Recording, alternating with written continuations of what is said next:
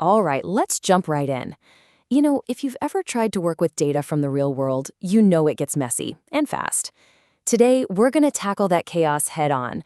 We are talking about the secret weapon for handling all that complex, mixed up information right inside your code.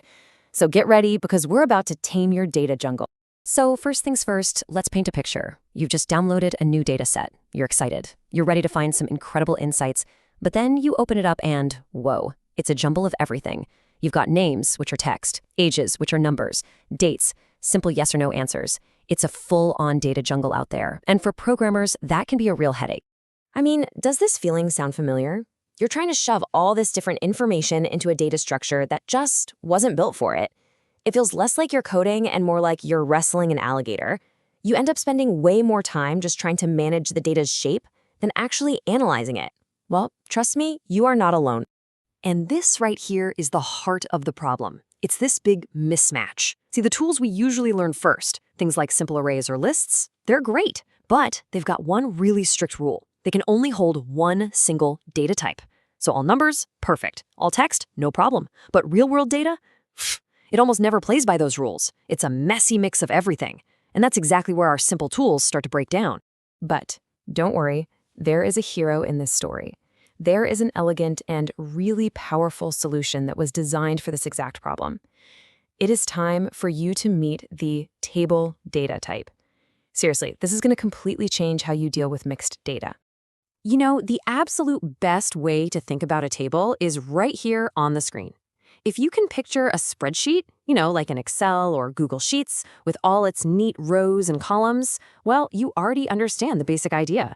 A table brings that same intuitive, organized structure directly into your code. So if we want to get a little more formal about it, what is a table? Well, it's a special kind of container for your data. It's built to hold different kinds of information. But, and this is the absolute key, it keeps everything organized in these tidy, named columns. Each column gets its own data type, and all the data in one row is perfectly related. And check this out. This is where it all comes together. Just look at this example. The name column, that's all text. The age column is all numbers. And the is subscribed column, well, that's just simple true or false values. We've got 3 totally different data types, all living together in perfect harmony inside one single organized structure. This is the magic we just couldn't do with a simple array. Okay, I hear you thinking, that looks fantastic, but is it hard to make one? And the answer is, not at all. Let's just quickly walk through how simple it is to build your very first table. It honestly just boils down to these 3 little steps. First, you get your data ready, column by column. Second, you call up the special table function to do the heavy lifting. And third, you give each of your columns one of those super useful, meaningful names. That's literally it. Let's see what that looks like as actual code. And boom, here it is in practice. See how this code just follows those 3 steps we just talked about? First, we create our data for the columns, a list of names, a list of ages, and a list of subscription statuses. Then, step 2, we pull it all together using that one table function. It's clean, it's easy to read, and it creates the exact table we just saw a second ago. So, we've organized our data, we've put it in the table. Now, how do we get information back out? Well, this is another spot where tables just absolutely shine. It's all about finding exactly what you need and finding it fast. Oh, this slide is so important because it really shows the why. Just look at that contrast. The old way, we might have something like data 2, 1. Okay, so that means row 2, column 1.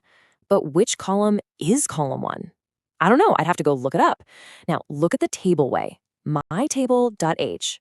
It's perfectly crystal clear. You're asking for the data in the age column. Your code starts to read like plain English.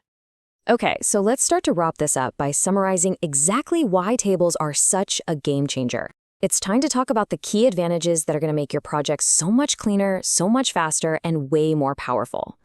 So here they are, the big 4 advantages. Number 1, they handle mixed data types without breaking a sweat. That's the problem we started with. 2, the columns have meaningful, human-readable names, which makes your code so much easier to understand. 3, They keep related data perfectly locked together. You know, Alice's age will always be next to Alice's name. And 4, and this is a big one, this organized structure is the foundation you need for doing powerful analysis and making amazing charts. All those fancy libraries for stats and plotting, they are built to work with data that's in a table. It's not just about being neat, it's about being efficient.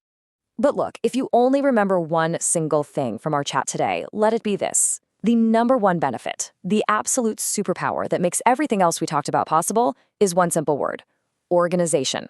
When you structure your data properly from the very beginning, you are setting yourself up for success down the line. And in the end, it's all about this journey, this transformation. We started in that messy, frustrating data jungle. But by using a table, you've brought order to the chaos.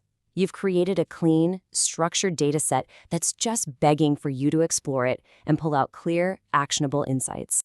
And that, my friends, brings us to the final and I think the most exciting question of all. You now have the tool you need to bring order to chaos.